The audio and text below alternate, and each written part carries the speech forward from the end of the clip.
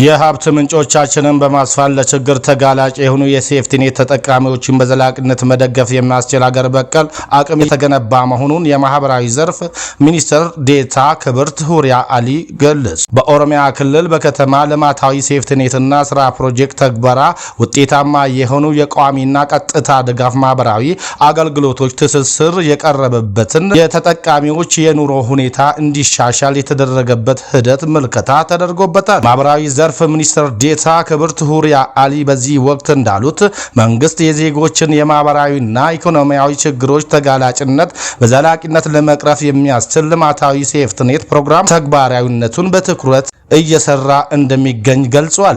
በአሁኑ ወቅት በአገር አቀፍ ደረጃ ከ274,000 በላይ የቋሚ ቀጥታ ድጋፍ ተጠቃሚ ዜጎችን በማቀፍ ዘርፈ ብዙ ማህበራዊ አገልግሎቶችን ተደራሽ ማድረግ ተችሏል ብሏል። ሆኖም የማህበራዊ ጥበቃ አገልግሎቶች ይበልጥ ውጤታማ የሚሆኑበት በተደራጀ የአሰራር ስርዓት ሲመሩና ከሀገር ውስጥ በሚገኘው የሀብት ምንጭ በዘላቂነት መደገፍ ሲችሉ እንደሆነ ተናግሯል። የሀብት ምንጮቻችንን በማስፋት ለችግር ተጋላጭ የሆኑ የሴፍቲኔት ተጠቃሚዎችን በዘላቂነት መደገፍ የሚያስችል ሀገር በቀል አቅም እየተገነባ መሆኑን አክለው ገልጿል።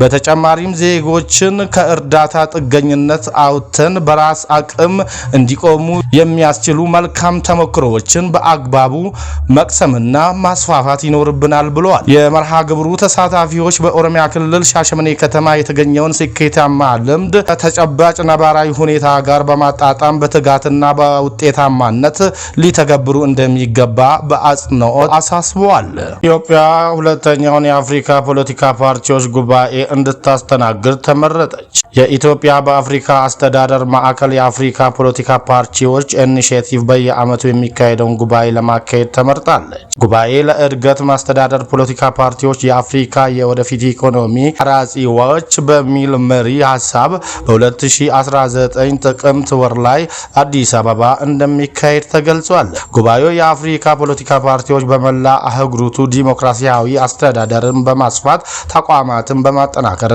ኢኮኖሚያዊ ሽግግርን በማምራት ያላቸውን ቁልፍ ሚና አጽንኦት በመስጠት የሚያካሂዱት ነው። ኢትዮጵያ ምርጫ የዲሞክራሲያዊ መሻሻልን፣ ኢኮኖሚያዊ ለውጥንና ብሔራዊ ልማትን በማስፋት ረገድ የፖለቲካ ፓርቲ ተቋማት ያላቸውን ሚና አህጉራዊ ተቀባይነት እያገኘ መምጣቱን የሚያመላክት መሆኑ ተገልጿል። መጀመሪያው የአፍሪካ ፖለቲካ ፓርቲዎች ጉባኤ በጋና አንካራ ነበር ከዓመት በፊት የተካሄደው። ለሁለተኛ ጉባኤ ዝግጅት የብልጽግና ፓርቲ ምክትል ፕሬዝዳንት አደም ፋራ በአፍሪካ አስተዳደር ማዕከል ስራ አስፈጻሚ ምክር ቤት ሊቀመንበር ቤኔዲክታ ላሲኒ በጽህፈት ቤታቸው ተቀብለው አነጋግረዋል። በውይይታቸው አደም ፋራ አፍሪካውያን ባለቤት የሆኑበት አውድ መፍጠሩ በፖለቲካ ፓርቲዎች ማዕከል ገንቢ ንግግርን ለማከናወንና ዲሞክራሲያዊ አስተዳደርን ለማጠናከር ጠቀሜታ እንዳለው አስረድቷል። ጉባኤው በተሳካ ሁኔታ እንዲካሄድም በትብብር ለማስራት ያላቸውን ቁርጠኝነት አረጋግጧል። በጉባኤ የሀገራት መሪዎች፣ ፖሊሲ አውጪዎች፣ የኢኮኖሚ ባለሙያዎች፣ የሲቪል ማህበራትና የልማት አጋሮች እንደሚታደሙበት ከብልጽግና ፓርቲ ያገኘነው መረጃ ያመለክታል።